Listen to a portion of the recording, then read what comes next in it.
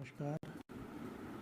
आज हम संधि पहचानने की ट्रिक का भाग 3 देखेंगे, जिसके अंतर्गत हम विसर्ग संधि को देखेंगे।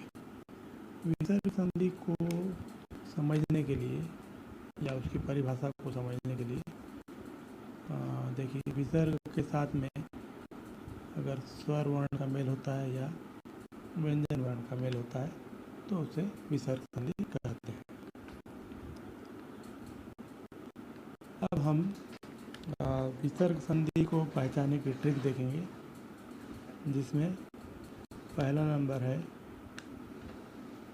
श, श, स के साथ अघोष शब्द हो। अघोष मतलब हर वर्ग का पहला और दूसरा वर्ण परिचय में हमने पढ़ा था, यानी हर वर्ग का पहला और दूसरा वर्ण वो अगर हो तो। उदाहरण देखते हैं। यहाँ पर देखिए, पहला उदाहरण है निष्फल। निष्फल में ये षट्कोण का सा है, उसके बाद ये फ आया है। प वर्ग का ये दूसरा वर्ण है फ, ठीक है। ये दोनों आया है,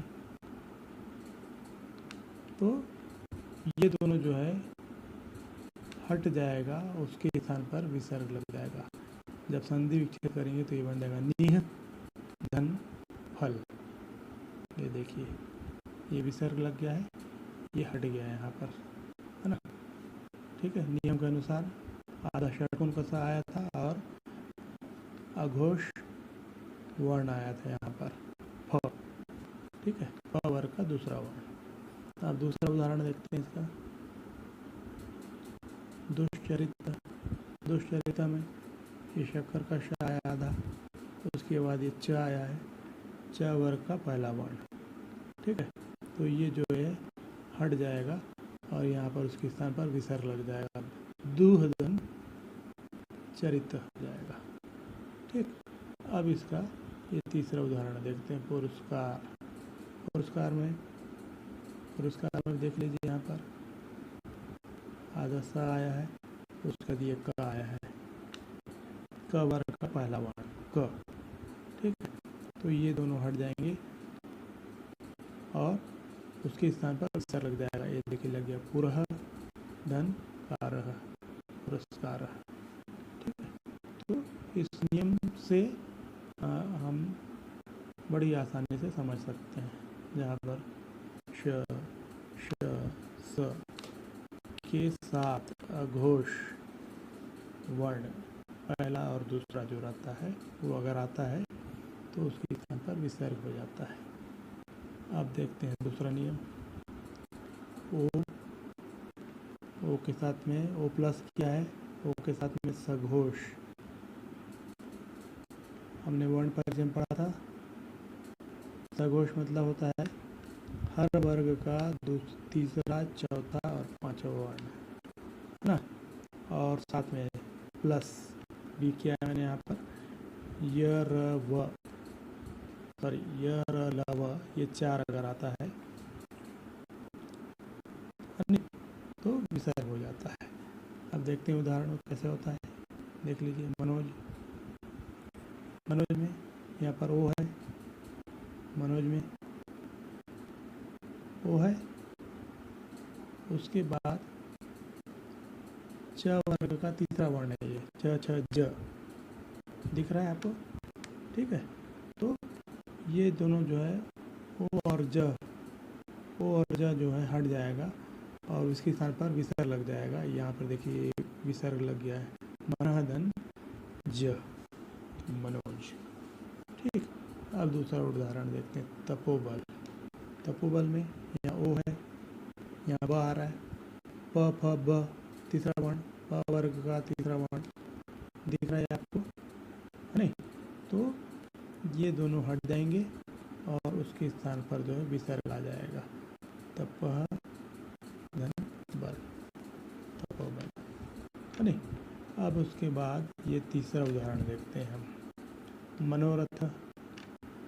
मनोरथ यहाँ ओ आया है, उसके बाद ये र आया है, ये र आया आपका, य र व, य र ल व, अंतस व्यंजन वर्ण का र है ये, है नहीं। तो ये दोनों जो है हट जाएंगे और उसके स्थान पर विसर्ग लग जाएगा। यहाँ पर विसर्ग लग गया, मनः धन रथ हो गया ये। तो इस तरीके से इस नियम के अनुसार इसको हम पहचान सकते हैं। बस हमको ये सघोष को पहचानना है। इसमें तीसरा, चौथा, पांचवा वर्ण आता है हर वर्ग का।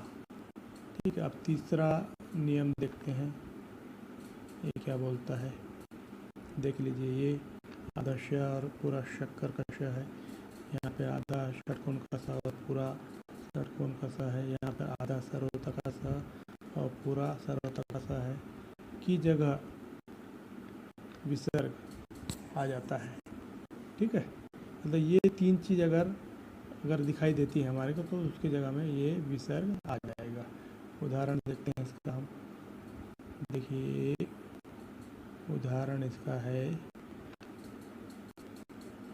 निशत्रु। ठीक है, तो यहाँ पर ये आया है, ये दोनों हट जाएगा और यहाँ पर विसर्ग आ जाएगा। ये देखिए यहाँ पर आ गया निधन शत्रु हो गया ये।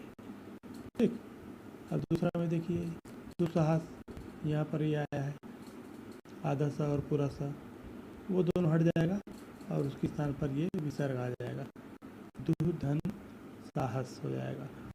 अब ये तीसरा उदाहरण देखिए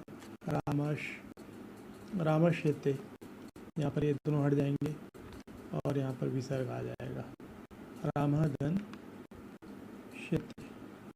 तो इस तरीके से इस नियम के अनुसार इसको हम आसानी से समझ सकते हैं। बस हमारे को थोड़ी सी मेहनत करनी कि इसको याद रखना है। अब आगे हम देखते हैं चौथा नियम देखते हैं, इसमें क्या बताता है। ये आपको दिख रहा है रेफार रग लगा हुआ है, इसके साथ में धन का चिन्ह है। रेफार रग के साथ में सघोष वर्ण जो है हर वर्ग का तीसरा, चौथा, पांचवा वर्ण है ना, साथ में ये धन का चिन्ह लगा है, य र ल व, ये भी आ सकता है इसके उदाहरण में, है ना। तो रेफार के बाद में सघोष वर्ण या फिर य र ल व आए तो क्या होता है ये देखते हैं उदाहरण में हम। ये उदाहरण है, ये निर्गुण है, निर्गुण है, यहाँ पर ये रेफार, उसके बाद क्या आया है, ये सघोष व्यंजन वर्ण का ये पांचवा वर्ण आया है, अड़ा आया है। तो इसके स्थान पर जो है ये विसर्ग आ जाएगा, निधन गुण हो जाएगा। वैसे ही निर्दोष, निर्दोष में देखो ये आप यहाँ पर ये क्या आया है, रेफार है, उसके बाद ये षटकोण का श आया है, षटकोण का श आया है, मतलब ये पुष्प व्यंजन वर्ण है। षटकोण का स ये भी आ सकता है ना। तो ये दोनों जो है हट जाएंगे, उनके स्थान पर जो है निधन दोष हो जाएगा। ये षटकोण सा पुष्प व्यंजन वर्ण जो है ये भी आया है, इसको भी ध्यान रखना है, ये भी आ सकता है इन सब के साथ में, नहीं। अब तीसरा उदाहरण देखते हैं, निर्मल। निर्मल में यहाँ रेफार के बाद ल आया है, ये ल, ठीक है, अंतस व्यंजन वर्ण का ये ल आया है, इसलिए ये दोनों हट करके रेफार र और ल हट करके इसके स्थान पर ये विसर्ग आ जाएगा, निधन मल हो जाएगा। ठीक, अब इसका पांचवा जो है नियम उसको देखते हैं। ये बड़ी ई है और बड़ा वो है, उसके साथ में अगर र आता है तो क्या होता है ये देखते हैं उदाहरण से। ये देखिए निरोग, निरोग यहाँ पर देखिए ये बड़ी है और उसके साथ में ये र आया है,